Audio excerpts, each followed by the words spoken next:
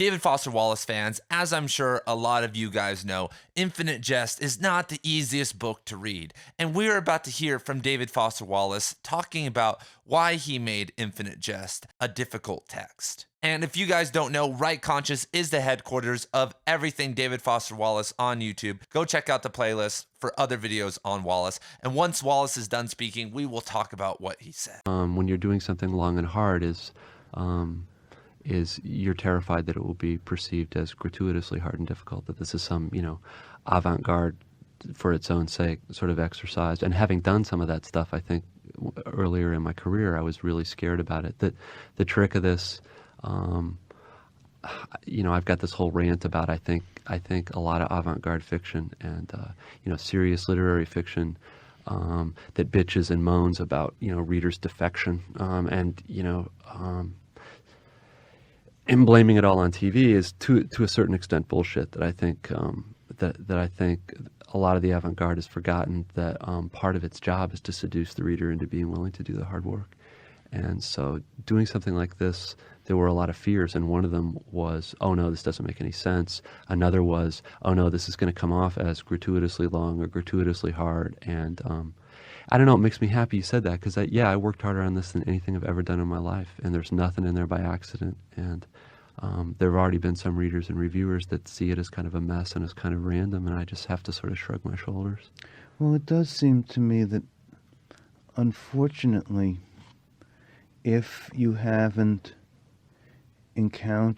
if you can't look at a jellyfish and see how miraculously complex it is, I don't know why it is, but people seem to look at, say, a computer and say, well, that's the computer. I don't know how it works, but it does, the silly job I give to it. And so they don't know how to look at prose, something man-made or something natural, and see that its beauty is in resolving complexity into a kind of organism, order.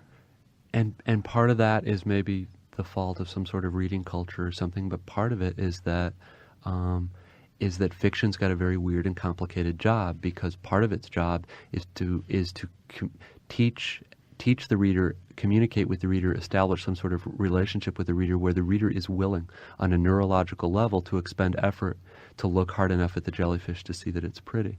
And that that kind of effort is very hard to talk about, and it's real scary because you can't be sure whether you've done it or not. And it's what makes you sort of clutch your heart when somebody says, I really like this, it didn't strike me as gratuitous, because that's, of course, your great hope when you're doing it. And Wallace is 100% correct here, because our job as fiction writers is to make people care. I know we like to think our jobs is to write from our heart and write something that no one else could. But at the end of the day, if people aren't coming in the door and willing to get through your entire book, you have done something wrong.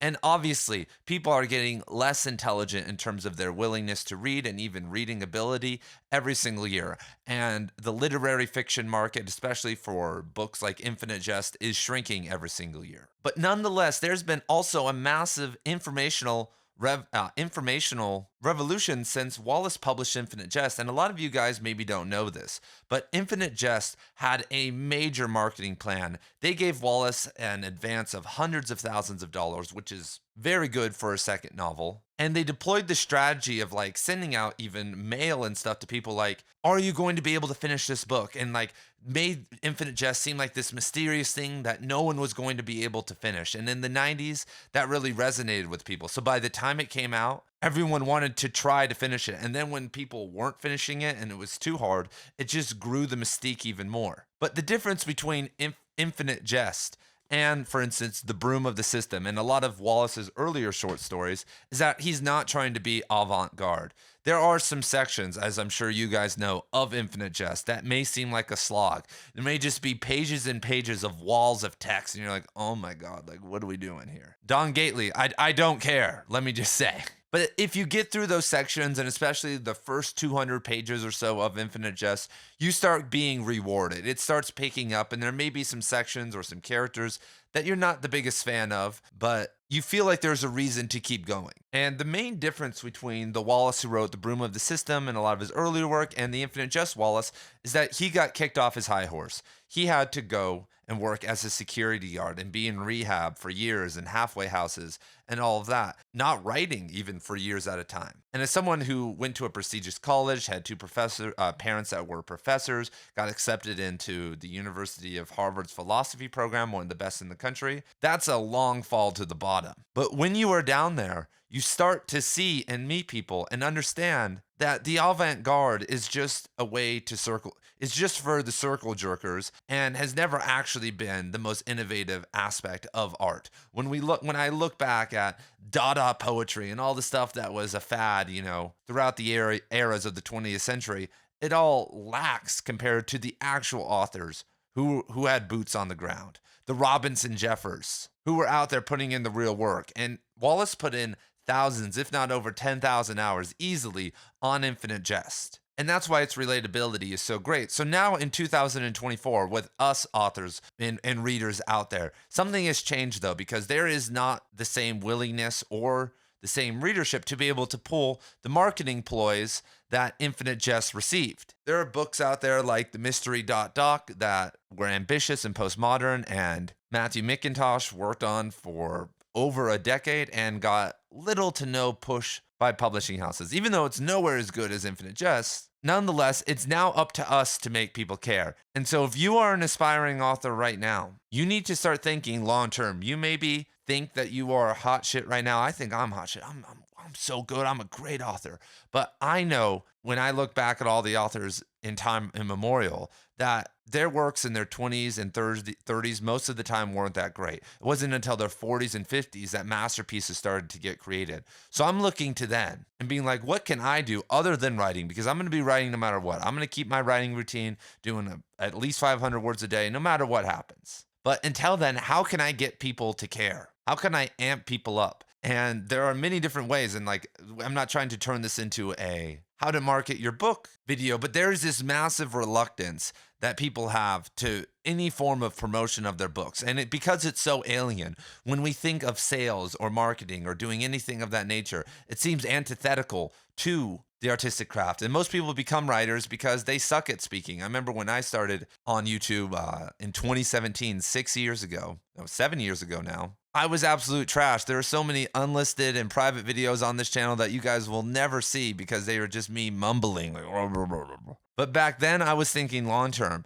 We all know reading rates for ambitious fiction aren't going to increase. You should also realize with diversity quotas and what's happening in that, unless you are going to fit the perfect slot of the publishing houses, you will be lucky even if you get a deal with them. So it's going to be up to you to do this. If you get a deal with Grey Wolf Press or someone like that, they're only going to be able to push 5,000 to 10,000 copies of that book at most, unless you're just really lucky. And the only thing you have to do, and it could be done a million different ways. It could be done with writing a blog. Here I'm talking about speaking. It could be done through podcasting, videos, blogs, Twitter, Instagram, virtual reality, artificial intelligence, using that to write stuff. All you have to do is get them into the door of your writing. Get them into the funnel of your writing. Like I said, I'm not asking or telling you to build a YouTube channel or something big, but the classical publishing model is that you publish some short stories and then that gives you some credibility, and either you reach out to an editor or one reaches out to you, and then you start working on your first novel and it has some success, but then your follow-up novels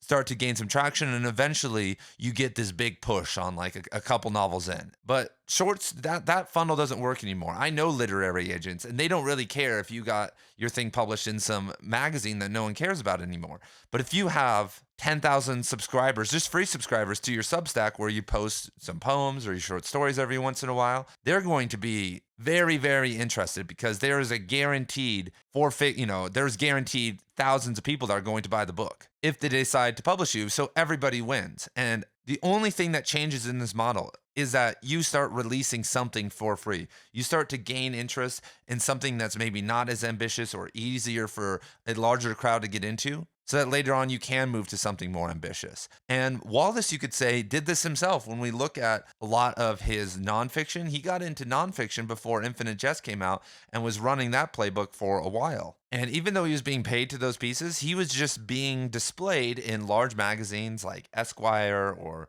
whoever to hundreds of thousands, if not millions of readers. And so there was a name association for later on. Because if David Foster Wallace, let's talk about him, was born in, the year 1995, and he was 27, 28 years old right now, I know exactly what he would be doing. He would be doing long form video podcasts where he'd be talking about his very deep interests. He'd have a friend that was a little bit more technical, not as smart as him, but who would kind of put together the podcast and host it and kind of keep David on track.